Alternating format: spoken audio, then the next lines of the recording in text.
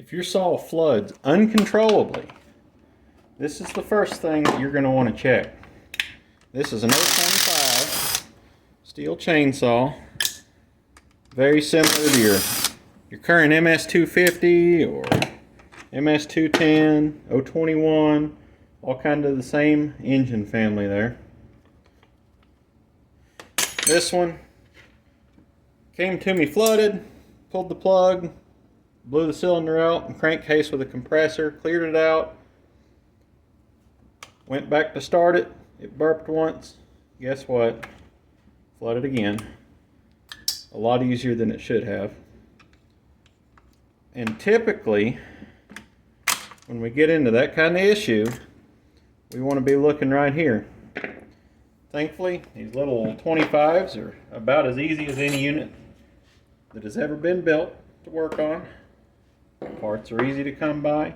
You can get pretty much anything you need from the dealer on these, including new carburetors if it comes down to it, but usually we can just work with what we've got.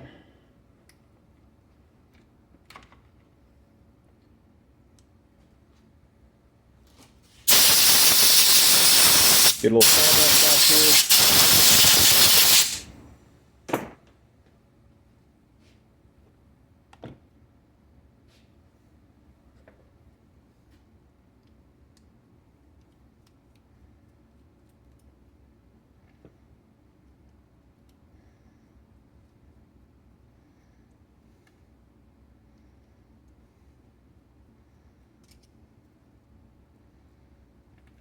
This is the diaphragm cover.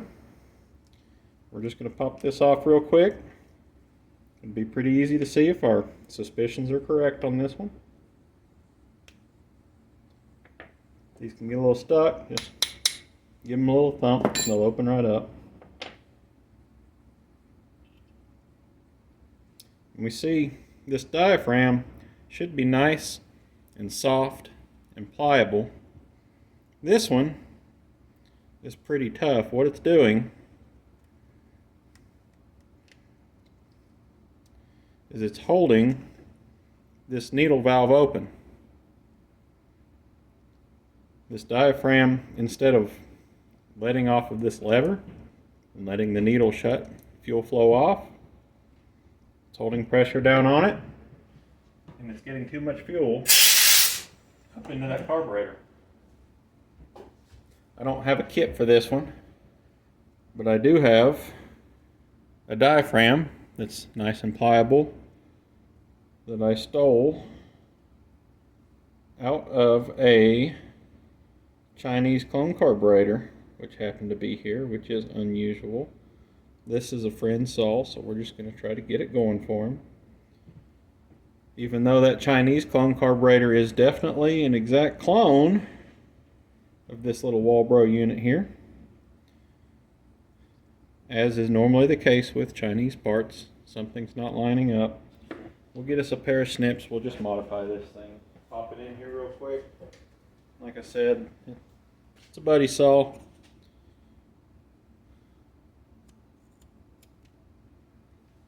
If we can get it back going for him for $0, he's going to be pretty tickled to death. We just snip this little end off here. We know which way it's supposed to go which. As long as this is centered, we're going to be good. Our little vent hole for our diaphragm and the diaphragm cover there, I usually like to point that toward the saw. So whichever way your carburetor is oriented, I like to point it toward the saw. Just helps to keep debris out of there. It's not necessary any way you point it, it's going to work.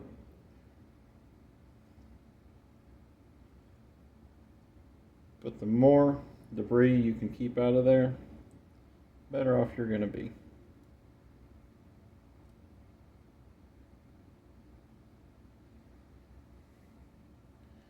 Get our screws started here.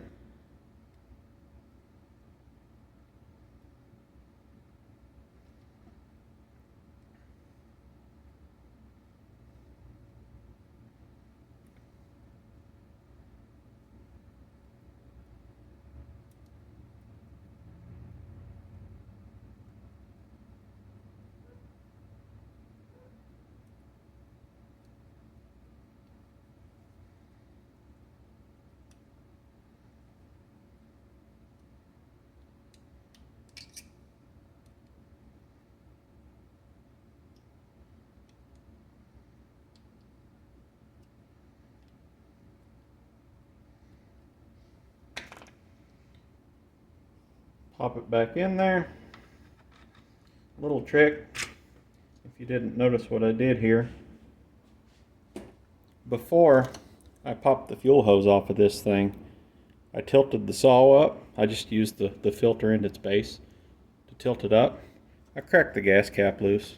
If you leave that gas cap tight and there's fuel in that tank, it's going to build up pressure and it's going to spew out of that fuel hose. It's going to cover your bench. You can avoid all that if you just crack that cap loose. See, now fuel hose is back on. We can go ahead, crank that back down, lay it back down flat. Not going to have any issues with that now.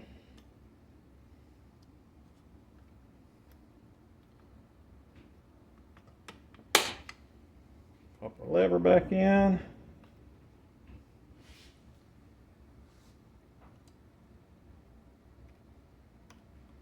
Kill switch is going to need some attention here. The end's broken off the wire. We'll solder him a new one on there while we're here. This style, normally you can make a regular spade connector work. You don't have to have anything special.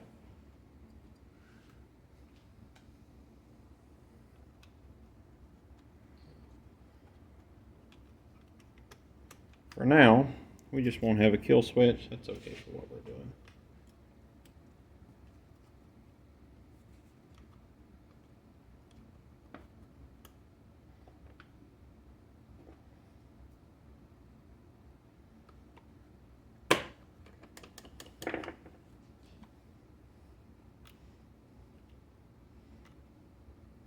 Pop it in there just to keep it in place. We might get lucky and it might kill it, but it'll be hit or miss, so we'll fix it before it goes out of here.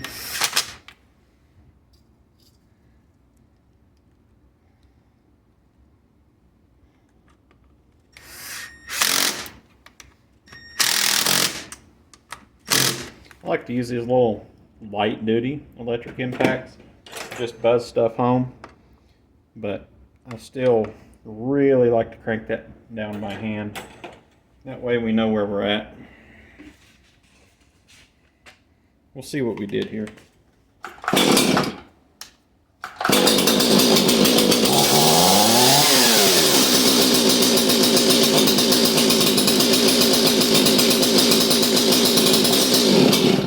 Went ahead and choked it to kill it.